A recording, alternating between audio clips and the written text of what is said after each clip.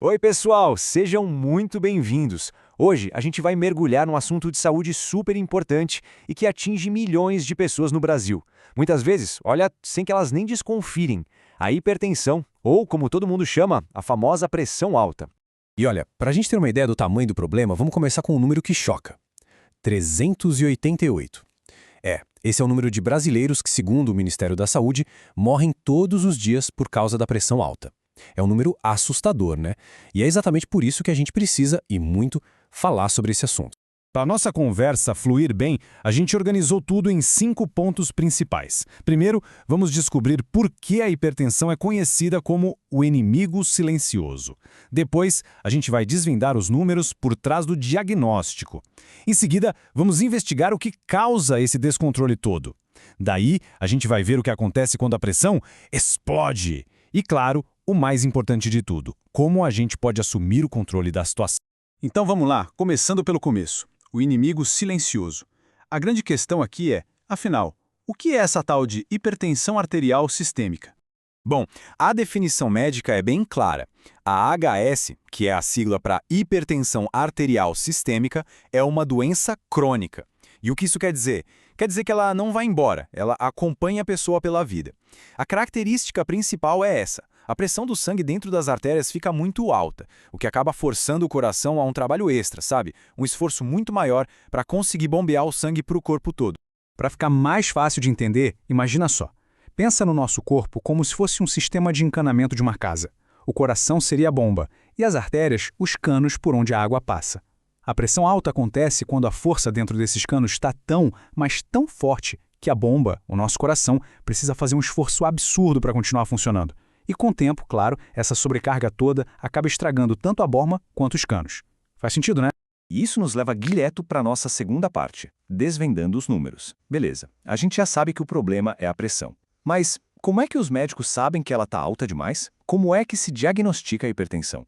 A chave está nesses números aqui, 140 por 90 milímetros de mercúrio, ou como a gente costuma ouvir por aí, o famoso 14 por 9. Quando as medições da pressão feitas de forma correta e várias vezes dão um resultado igual ou maior que esse, aí sim é fechado o diagnóstico de hipertensão. Só para explicar rapidinho, o primeiro número, o maior, é a pressão sistólica, a força quando o coração bate, e o segundo, o menor, é a diastólica, que é a pressão quando o coração está relaxado, entre uma batida e outra. Então parece fácil, né? É só medir, se der acima de 14 por 9, pronto, está diagnosticado.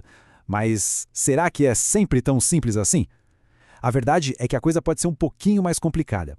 Pensa bem, e se a pressão só sobe na hora que a pessoa está lá, na frente do médico? Pois é, essa situação é tão comum que tem até nome, é a hipertensão do avental branco. É super conhecida.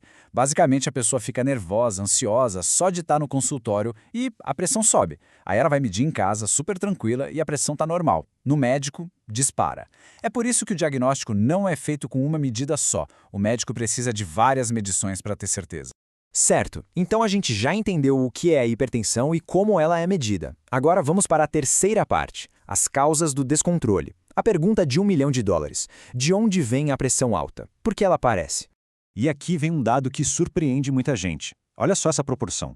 Em cerca de 90% dos casos, a causa principal é genética. Isso mesmo, é algo herdado que vem de família. Então, se tem casos de pressão alta nos pais, nos avós, o sinal de alerta tem que ficar bem ligado. Os outros 10% são por outras causas, mas isso não quer dizer que o estilo de vida não influencia naqueles 90%. Muito pelo contrário. Exatamente. A genética pode até carregar a arma, mas são os hábitos de vida que puxam o gatilho. E essa lista aqui mostra os principais fatores de risco. Olha só: o fumo, que aperta as artérias, o consumo de álcool em excesso, a obesidade e o estresse, que sobrecarregam o corpo todo, o consumo exagerado de sal, que faz o corpo inchar de líquido, o colesterol alto, que vai entupindo os canos, e, claro, a falta de atividade física. Cada um desses itens é um empurrãozinho para a pressão subir e ficar fora de controle. Agora a gente entra na nossa quarta parte, e aqui o assunto fica bem mais sério: quando a pressão explode. Porque nem toda crise de pressão alta é a mesma coisa. Existe uma diferença gigantesca e crucial entre o que os médicos chamam de urgência e de emergência hipertensiva. E entender essa diferença pode salvar uma vida. Nos dois casos, a pressão está nas alturas, certo? Só que na urgência, apesar do susto, ainda não começou a ter um dano grave em órgãos importantes como o cérebro, o coração ou os rins. Não há um risco imediato de morte. Agora, na emergência, a coisa muda de figura. A pressão está tão alta que ela já está atacando esses órgãos, causando um estrago agudo. E aí sim, o risco de morte é imediato e a pessoa precisa de socorro para ontem. E que tipo de estrago é esse? A gente está falando das piores consequências possíveis.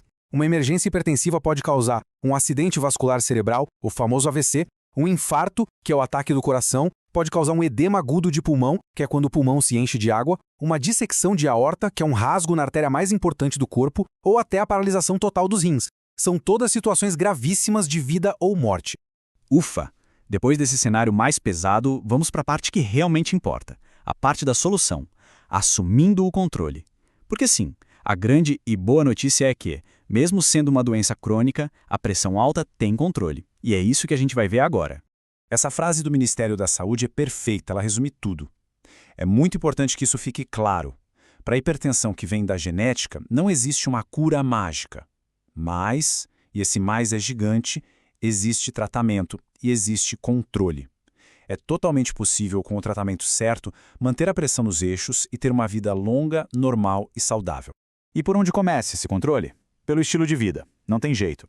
São esses 6 passos aqui, que parecem simples, mas fazem uma diferença enorme. Primeiro, manter um peso saudável. Segundo, importantíssimo, diminuir o sal e descobrir o mundo dos outros temperos. Terceiro, se mexer, praticar atividade física com frequência. Quarto passo, que é um divisor de águas, largar o cigarro. Quinto, beber com moderação. E sexto, fugir de alimentos muito gordurosos. É um combo poderoso. E além de todas essas mudanças, em muitos casos, o tratamento com remédios é essencial. Mas atenção, é o médico quem decide qual o melhor medicamento e a dose certa para cada caso, ok?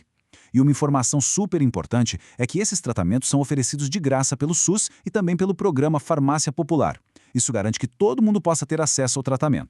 E assim a gente chega ao final da nossa conversa e fica no ar uma pergunta, que é mais um convite para ação. A gente viu que a hipertensão é silenciosa, que ela não costuma dar avisos e que o único jeito de descobrir é medindo. Então, a reflexão final é essa. Quando foi a última vez que a sua pressão foi verificada? Lembre-se, o primeiro passo para o controle é sempre o conhecimento. Um gesto simples que pode mudar tudo.